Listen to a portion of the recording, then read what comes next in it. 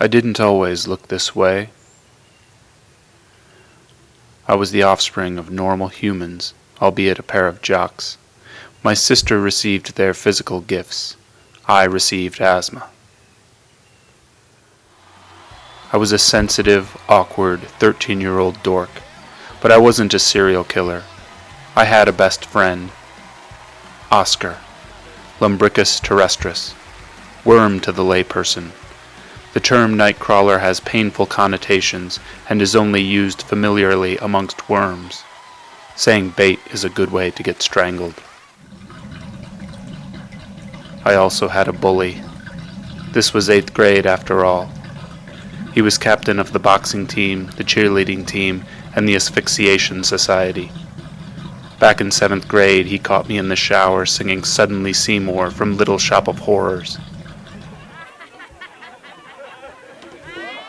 From then on, he terrorized me, but that was only half the story. Our city was widely celebrated for its bullies. My bully's father was himself a successful bully, owning an inner tube factory which employed every high school dropout for the last 20 years.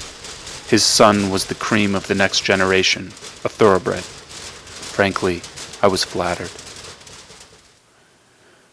Oscar couldn't stand this about me. To him, I was the archetype of the battered spouse.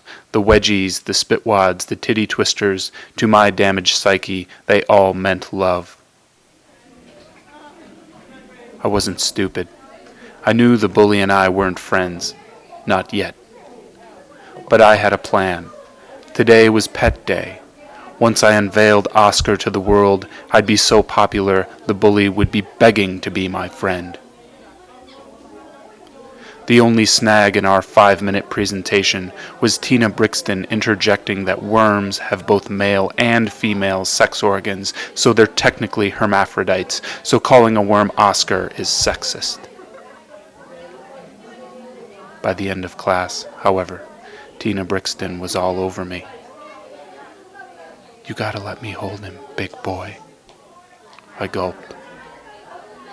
"You don't mind mucus, do you?" But when I reached for Oscar, he was gone. It wasn't supposed to happen this way. Oscar was supposed to bring me and the bully together. I guess the bully figured it would be funnier just to rip Oscar in half. Strange what you think about watching that happen. I recalled how I met Oscar. The playground. I was a lone wolf, a sandbox kid. This particular box was infested with cooties, but at least it was all mine. Correct that. It was Oscar's sandbox too. Maybe you've had a friendship like ours.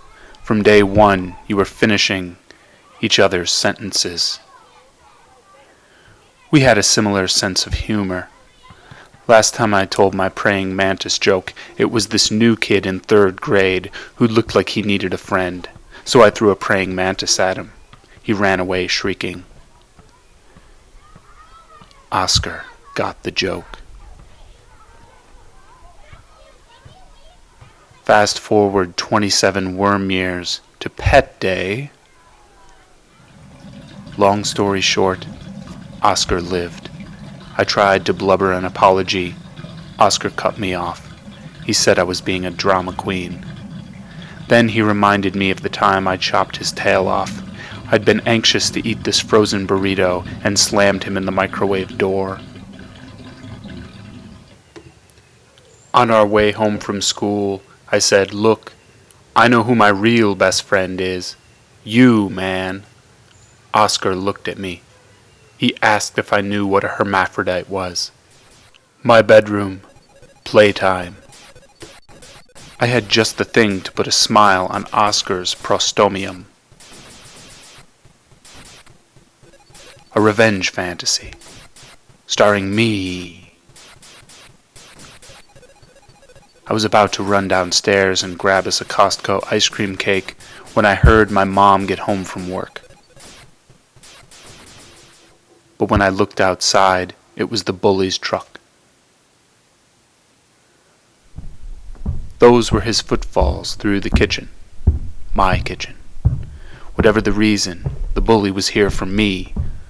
Maybe I could offer him a slice of ice cream cake.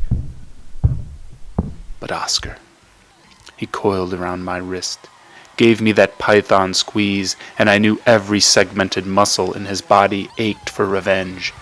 His jaws snapped, his hair bristled. The bully lurked in the TV room. Oscar pointed the way. There appeared only one certainty. Somebody was going to die.